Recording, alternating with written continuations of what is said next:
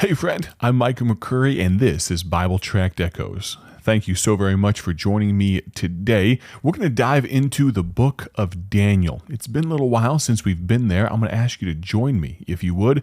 Daniel chapter 1. We're going to introduce ourselves to this hero of the faith. I almost said lion of the faith. No joke. Maybe it's because it's a kind of that mnemonic device of Daniel and the lion's den. You always remember it that way, right?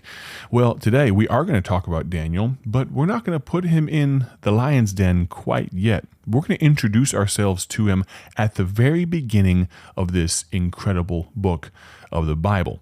While you turn there, let me thank you, each and every one of you, whether you're a faithful or a first-time listener. I appreciate the fact that you've joined me today as we begin this week. You know, this broadcast, think about this, it's been around since 1958. Or thereabouts, the late 1950s. If we do the math, that means 2008 would have been 50 years. 2018 would be 60 years. We're working on 65 years of this program going out over the airwaves. And of course, those of you these days with modern technology and streaming, people are listening on podcasts, Apple Podcasts and Spotify, all those places. But some also watch on YouTube. I wonder if our founder, Dr. Paul Levine, from so many years ago, back in 1938 is when he started this ministry, Bible Tracts Incorporated. I wonder if he could have imagined where it would be today. But where are we? We are still sending out the gospel light, the word of God to all the world. And we don't plan on changing that anytime soon. Thank you for coming along for the ride. Let's go to Daniel chapter number 1 and verse number 1. I told you we'd start at the beginning. Daniel chapter 1, there's some interesting and difficult names in here, so you bear with me as we do our best, all right? Daniel 1 and verse number 1, I've got one thought I want to communicate to you today. Each day of this week, we're going to zone in on one thought. The thought today, it could be summed up in, what's your purpose?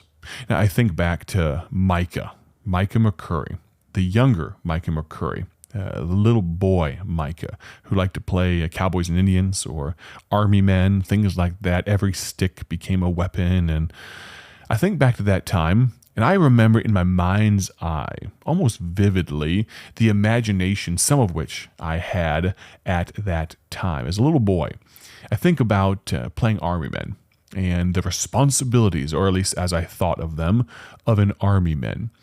I would think of, you have the quartermaster. I knew what that was because my dad was a quartermaster, was a logistician in the United States Army. I thought of the cooks and the mechanics. You realize for every infantryman, for every door kicker, for every man that's first into the breach, there are 8 or 9 support people, medical, food, mechanics, transport, logistics, all these different types of things that allow that infantryman, the rifleman, to do his job. And it's so true. I think of missionaries on the other side of the world. There are faithful people like you who support those works. Bible Tracts Incorporated, we do not operate in a vacuum. You folks support it. But as I ask, what's your purpose? I think back to a century, not 100 years, but a century, Sentry, if I'm spelling that correctly, a guard, a watchman. And I think back, little boy Micah, maybe playing with his brothers or his friends and saying, "Who goes there?" Maybe I'm guarding something. I don't remember what it would have been.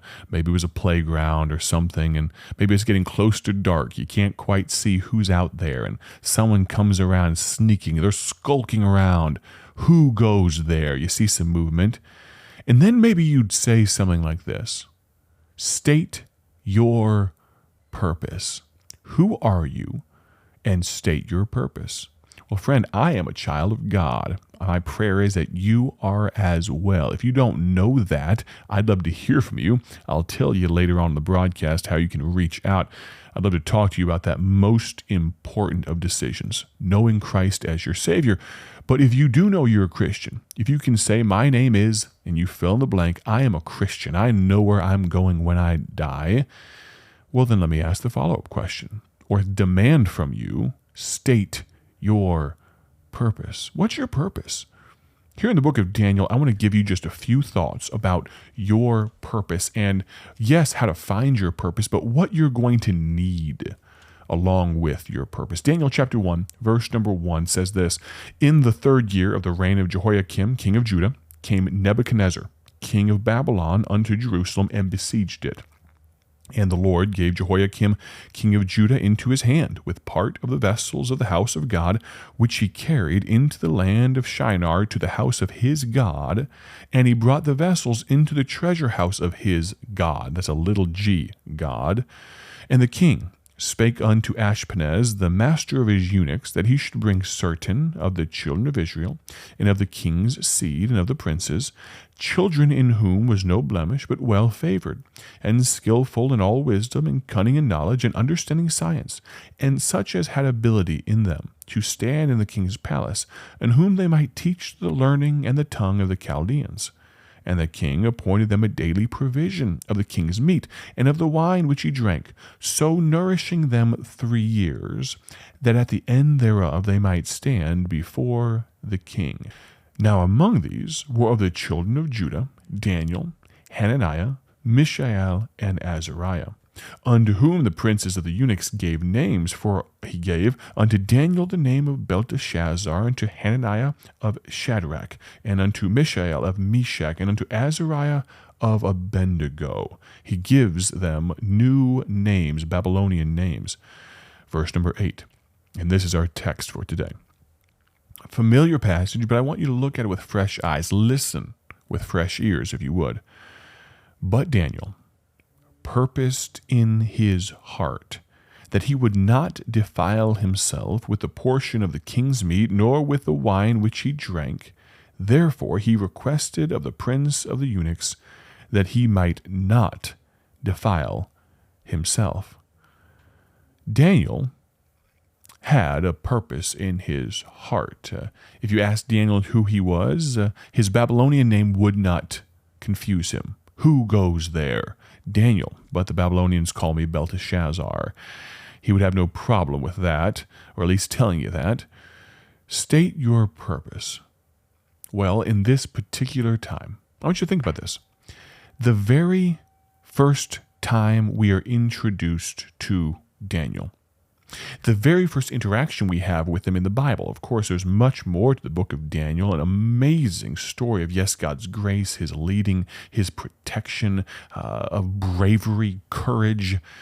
But the very first real account, the first time we're introduced, really verses 1 through 7 just set the stage. They just kind of give you the background. And here we go, verse number 8, but Daniel purposed in his heart that he would not. You realize this meat very likely offered unto idols, and Daniel decided, I can't be a part of that. And Daniel, we are told, decided not to do something.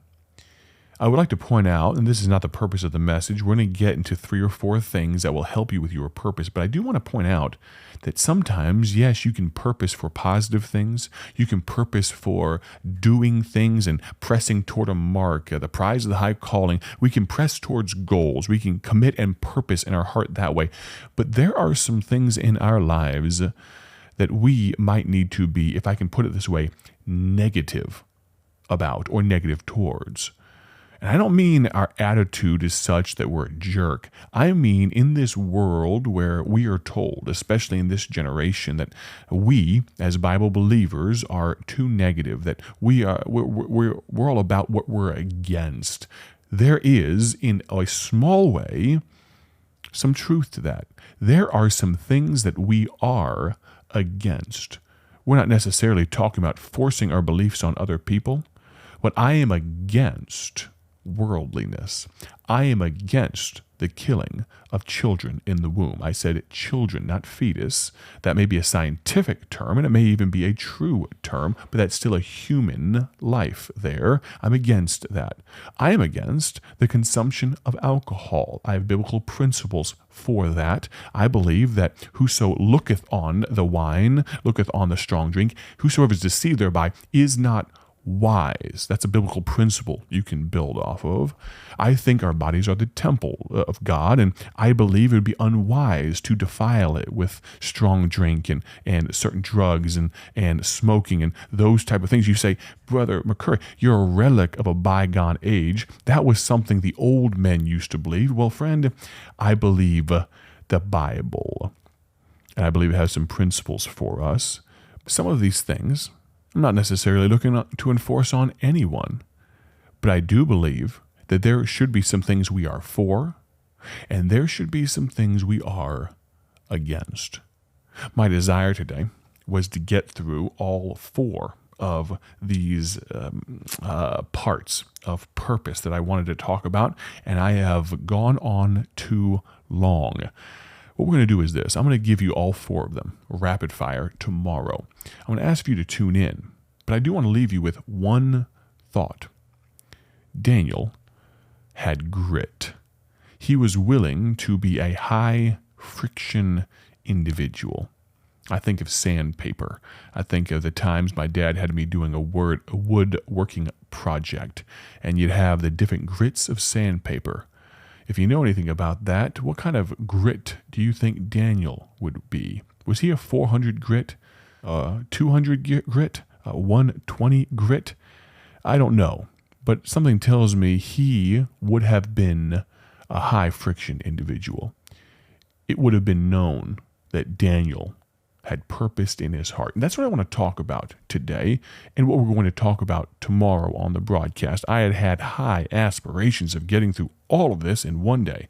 I have failed, but I appreciate the fact that you'll tune in tomorrow, as I'm sure you will. Thank you so much for listening. In all sincerity, I'd love to hear from you. My cell number, you can text me at is 309-316-7240. That's 309-316-7240. I'd ask you, if you would, to tune in tomorrow to Bible Tract Echoes. We're going to finish this discussion. I'll be much quicker, I promise. Lord willing and the church don't rise, we will finish our time in Daniel tomorrow. Have a great day for His glory. We'll plan on talking to you soon. God bless.